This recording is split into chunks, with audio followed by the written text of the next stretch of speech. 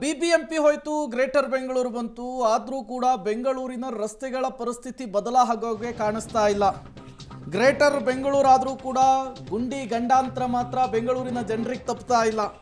K R ಮಾರ್ಕೆಟ್ನಲ್ಲಿ ಗುಂಡಿಗಳು ಬಾಯಿ ತೆರೆದು ಕಾಯ್ತಾ ಇದ್ದಾವಂತೆ.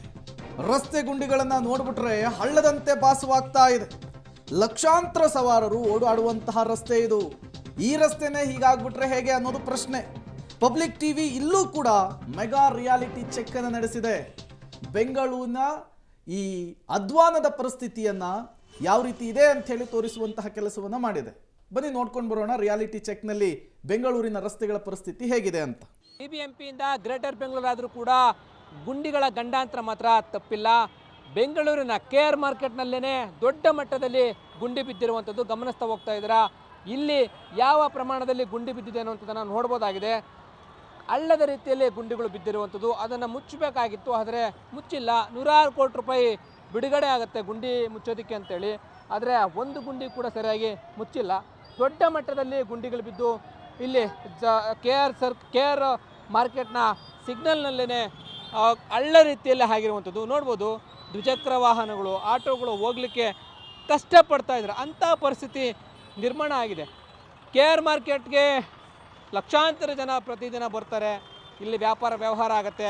ಇಲ್ಲಿ ವಾಹನ ಸವಾರರು ಹೋಗಲಿಕ್ಕೆ ತೀರಾ ಕಷ್ಟಪಡ್ತಾ ಇರುವಂಥದ್ದು ಅಂಥ ಪರಿಸ್ಥಿತಿ ನಿರ್ಮಾಣ ಆಗಿದೆ.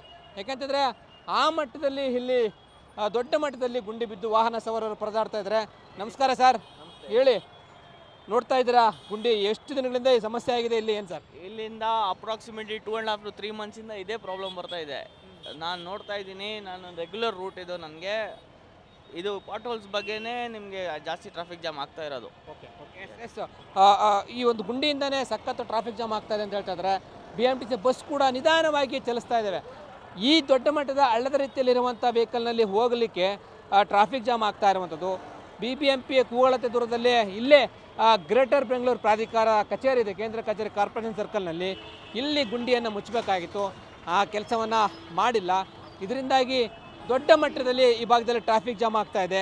ಈ ಕೆಆರ್ ಮಾರ್ಕೆಟ್ ಸುತ್ತಮುತ್ತ ಎಲ್ಲವೂ ಕೂಡ ನೋಡ್ಬೋದು. ಸುಮಾರು ಒಂದೇ ಕಡೆನೇ ಒಂದು 5-6 ಗುಂಡಿಗಳು ಬಿದ್ದಿತ್ತು. ದೊಡ್ಡ ಮಟ್ಟದಲ್ಲಿ ಹಳ್ಳದ ರೀತಿಯಲ್ಲಿ ಗುಂಡಿಗಳು ಬಿದ್ದಿದ್ವು. ಹಾಗಾಗಿ BBMP ಗುಂಡಿ ಮುಚ್ಚಲಿಕ್ಕೆ, ರಸ್ತೆ ದುರಸ್ತಿಗೆ ಅಂತೇಳಿ 1,100 ಕೋಟಿ, ನೂರಾರು ಕೋಟಿ ರೂಪಾಯಿ ಅಷ್ಟು ಬಿಡುಗಡೆ ಮಾಡ್ತಾರೆ. ಆದರೆ ಬೆಂಗಳೂರಿನಲ್ಲಿ ಇನ್ನೂ ಕೂಡ ಗುಂಡಿಗಳು ಮುಚ್ಚಿಲ್ಲ. ಹೀಗಾಗಿ ಔಟರ್ ರಿಂಗ್ ರೋಡ್ ಭಾಗದಲ್ಲಿ ಕಂಪ್ನಿಗಳೆಲ್ಲವೂ ಕೂಡ ಬೇರೆ ಕಡೆಗೆ ಶಿಫ್ಟ್ ಆಗುವಂಥ ನಿಟ್ಟಿನಲ್ಲಿ ಆಗ್ತಾ ಇರುವಂಥದ್ದು. ಈ ನಿಟ್ಟಿನಲ್ಲಿ CM DK ಶಿವಕುಮಾರ್ ಅವರು ಬೇಗ ರಸ್ತೆ ಗುಂಡಿಗಳನ್ನು ಮುಚ್ಚಿ ನಾಗರಿಕರು ಸರಿಯಾಗಿ ಓಡಾಡುವಂಥ ರೀತಿಯಲ್ಲಿ ಆಗುತ್ತಾ ಕಾದು ನೋಡಬೇಕಾಗಿದೆ. ಕ್ಯಾಮ್ರಾ ಪರ್ಸನ್ ರಾಜು ಜೊತೆ ಲೋಕೇಶ್ ಕೊಡದಲ್ಲ, ಪಬ್ಲಿಕ್ ಟಿವಿ ಬೆಂಗಳೂರು.